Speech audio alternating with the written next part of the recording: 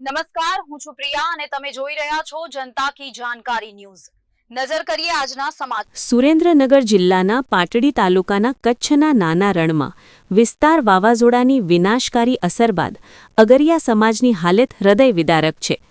એવા સમયે સુરેન્દ્રનગર જિલ્લા કોંગ્રેસ સમિતિના અધ્યક્ષ અને દસાડાના પૂર્વ ધારાસભ્ય નૌશાદ સોલંકી જાતે જ સ્થળ પર પહોંચી પરિસ્થિતિનું સૂક્ષ્મ અવલોકન કરીને વાસ્તવિક સ્થિતિને નજીકથી જાણી અને પીડિત પરિવારોને સંવેદના પાઠવી।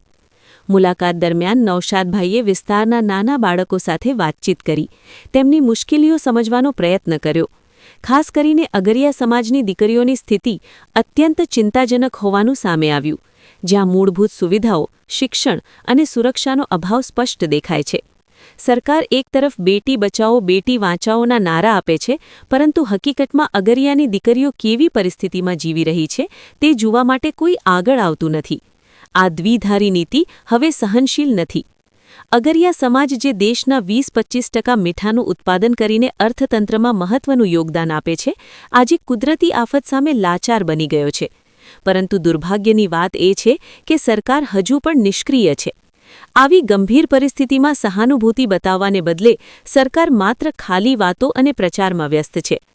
આ લોકોના મૂળભૂત અધિકારો પર વારંવાર પ્રહાર થઈ રહ્યા છે અને વાવાઝોડા જેવી આફત પછી પણ કોઈ તાત્કાલિક રાહત કે અસરકારક પગલાં લેવામાં આવતા નથી।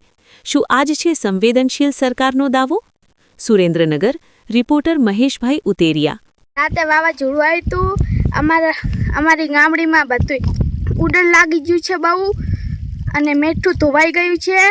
અને કેવું વાવાઝોડું કેવું આવ્યું? બહુ જોરદાર હતું? બહુ આવ્યું હતું। એમ કેવું ઉડતું હતું? કેવું? અમારી ટાંકી ઉડી ગઈ છે બધી। એમ? હા। બીજું શું શું ઉડી ગયું? અમારા ઝૂંપડું ઉડી ગયું હતું। એમ? હા। આ ફરીથી બાંધ્યું? હા। અમે પકડીને ઊભા હતા રાતે 3 વાગે। અને તું પછી ભણવા જાસ? હા। ભણવા જાસ ના કામે કરેસ? હા। એમ? કેટલામાં ભણેસ? 8મું। 8માં ભણેસ? અને તું હવે તો બધું આ કામે કરેસ એમ ને? હા।